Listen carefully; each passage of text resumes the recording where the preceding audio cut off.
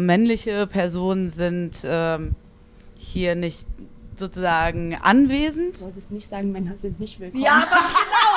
Was soll man das denn sagen? Männer sind, wir sind eine... Sag nicht, dass es nicht Genau, für jemanden genau. ist, sondern für wen es ist.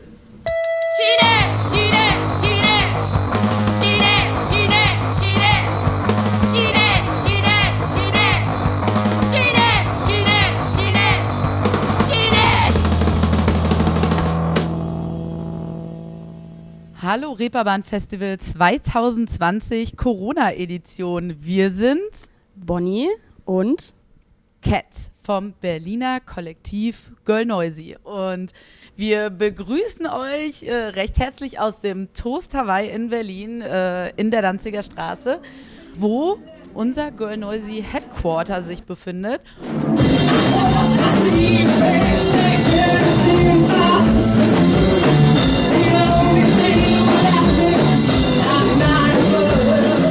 ja, Girl Noisy ist ein Kollektiv, was sich in Berlin gegründet hat, letztes Jahr im Dezember, also 2019, und besteht im Grundaufbau aus 4 Bands. Das sind 24/7 Diva Heaven, Riot Spears, Abterra und Isoscope.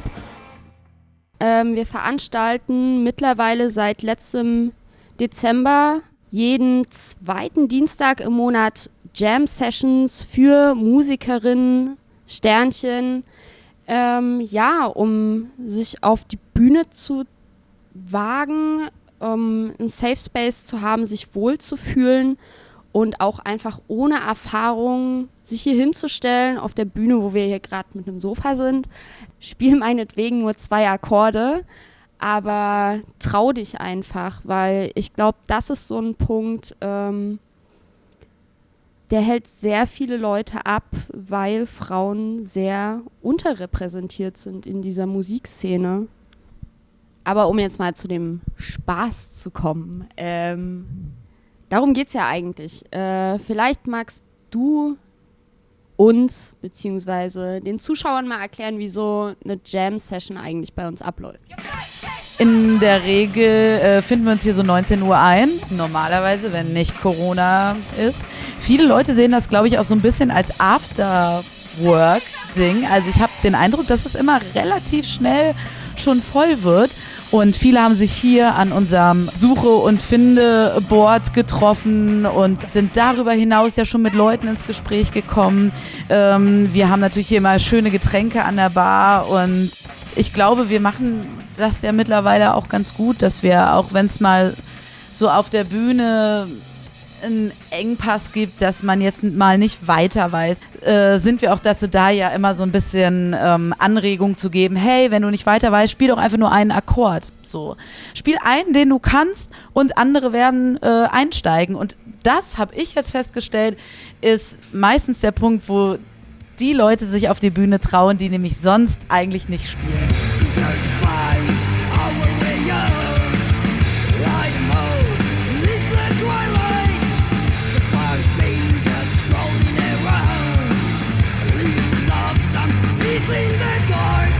Es entwickelt sich auch irgendwie jedes Mal eine Party, obwohl es Dienstag ist und bisher gab es hier noch nie eine unangenehme Situation und ich fand es immer sehr supportive, sehr liebevoll, auch im Umgang und ich glaube, dass sich auch die ein oder andere Freundschaft hier schon gefunden hat, würde ich so sagen. Ich glaube, dass sich viele immer an der Stelle fragen, warum ist es überhaupt eine Veranstaltung nur für Frauen? Ist das nicht auch Sexismus? Wenn es um Gleichberechtigung geht, dann sollen doch Männer und Frauen gleichwertig auf der Bühne stehen. Und dann soll man doch nicht das eine, andere oder Geschlecht oder was auch immer ausschließen und ausgrenzen. Das Problem hierbei ist ja, dass wir nicht auf der gleichen Basis starten. Dass viele irgendwie immer denken, Frauen spielen nicht so gut wie Männer. Irgendwie ist erstens Quatsch. Woher kommt das überhaupt? Man muss halt wirklich dazu sagen, dass die Möglichkeiten für junge Frauen extrem limitiert sind. Wenn du in der Schule bist, du bist ein Teenager-Mädel, du findest in den meisten Fällen keine Mitmusikerin in deiner Schule. Entweder bist du enorm dickköpfig und durchsetzungsfähig und traust dich mit dem anderen Geschlecht sozusagen zu musizieren, dich zu messen. Die Kommentare musst du dann aber auch aushalten können. Und für all diejenigen, die den Mut nicht aufbringen, und das ist wirklich ein Großteil, für die findet sich überhaupt kein Anfang. Boys will be boys, age 9, redefine those boundaries of mine and I push a little harder. Wir haben in letzter Zeit mit sehr vielen Musikerinnen gesprochen und festgestellt, dass die meisten Musikerinnen dieselben Erfahrungen teilen. Also ganz oft ist auch mal der Satz gefallen, für eine Frau spielst du ganz gut Gitarre oder so. Das ist ein Satz, den tatsächlich ganz, ganz viele Musikerinnen kennen. Wenn man zu einem Konzert geht, man hat in den seltensten Fällen reine Frauenbands oder irgendwelche Personen, an denen man sich orientieren kann, und man wird so selten mitgerissen, weil es eben noch eine Seltenheit ist. Und das ist so schade, dass überhaupt ein Unterschied gemacht wird, welches Geschlecht man hat, und dass es immer zum Thema gemacht wird. Female fronted, warum wird das so besonders hervorgehoben? Warum heißt es nicht, es ist eine Rockband, es ist eine Punkband, es ist eine Stoner-Rockband, was auch immer. Also warum muss das hervorgehoben werden? Und ich persönlich empfinde das als Musikerin extrem als unangenehm, immer wieder besonders beäugt zu werden. Und es wird ja auch so viel kommentiert. Ziehst du dich schön und körperbetont an, willst du Aufmerksamkeit generieren und bist gleich irgendwie jemand, der irgendwie einfach nur mit dem äußeren Eindruck schinden will. Zieht man sich irgendwas nicht körperbetontes an, heißt es, naja, dich erkennt man ja da auf der Bühne gar nicht. Also wie man es macht, da ist es falsch. Und das ist eine Erfahrung, die alle geteilt haben. Und es ist wirklich an der Zeit, dass sich daran was ändert.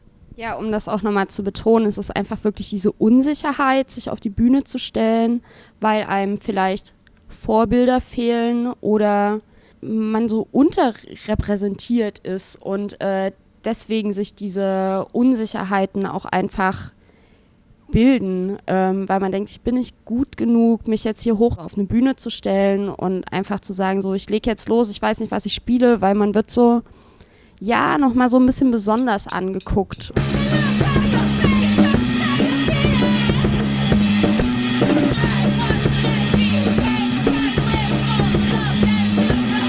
Gerade du hast mir ja erzählt, als du versucht hast, irgendwie Mitmusikerin zu finden, kannst du ja vielleicht gerade mal selbst erzählen, wie das so passiert ist?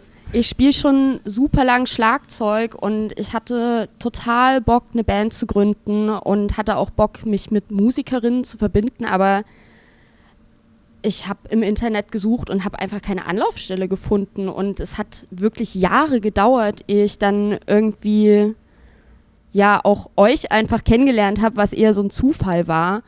Ja, und dass es euch aber einfach genauso ging, dass es einfach total männerdominiert ist und es geht, und das möchte ich auch nochmal ganz doll betonen, nicht darum, Männer auszuschließen, sondern wirklich, dass Frauen einfach auch in den Vordergrund rücken, weil es ist einfach nicht so.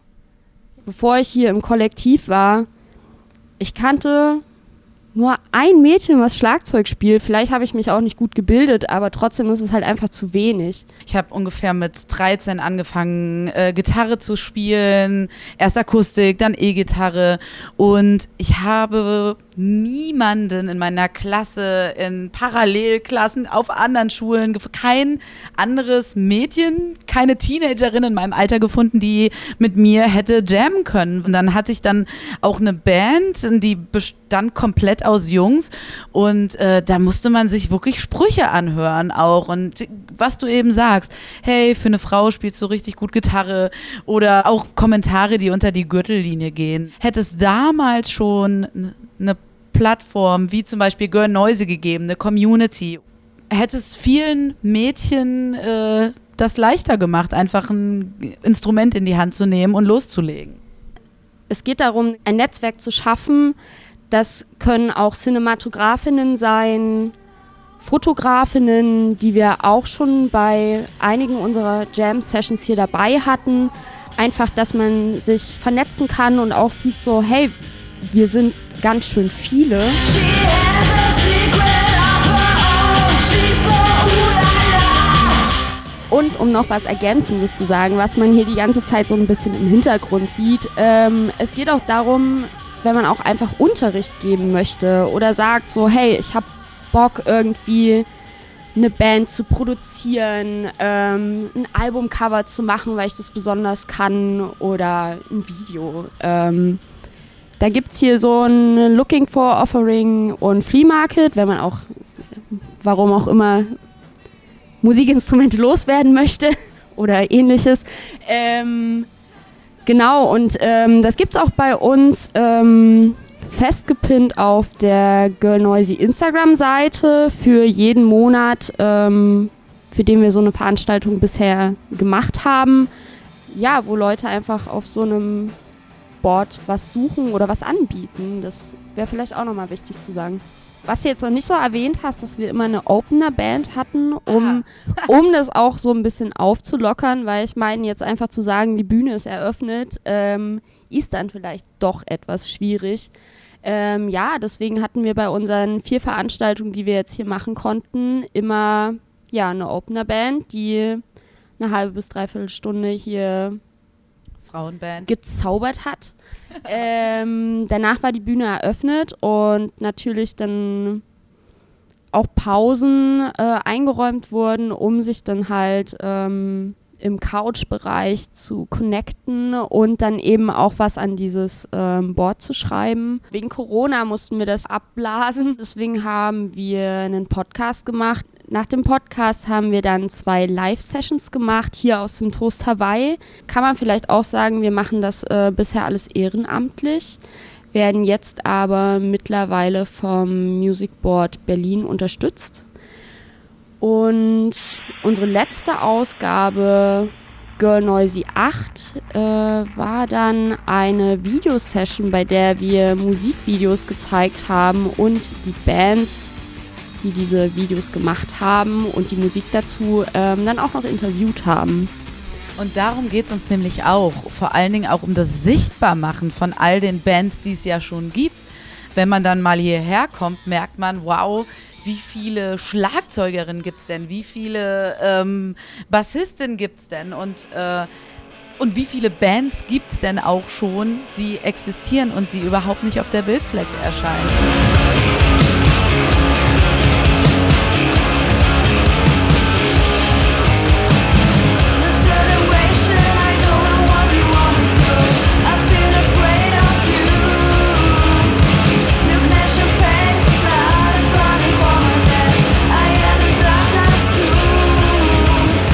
Nur, dass sich irgendwie diese Community um uns weiterentwickelt, sondern wir haben uns auch, finde ich, weiterentwickelt, weil, um nochmal aufzugreifen, diesen Sexismus-Gedanken, warum nur Women, dies, das, wir hatten da auch im Kollektiv eine lange Diskussion drüber, weil es auch darum geht, Menschen einzubeziehen, die sich auch in der Vergangenheit und in der Gegenwart als Frau identifizieren und auch natürlich trans-inklusiv zu handeln, haben wir auch zum Beispiel unser Logo geändert. Es ist uns auch wichtig, das nochmal zu betonen, dass wir da auch uns untereinander sehr weiterentwickelt haben und dass wir natürlich auch wachsen mit konstruktiver Kritik, die sehr willkommen ist. Das muss man auch einfach abkönnen, wenn man so ein feministisches Kollektiv gründet.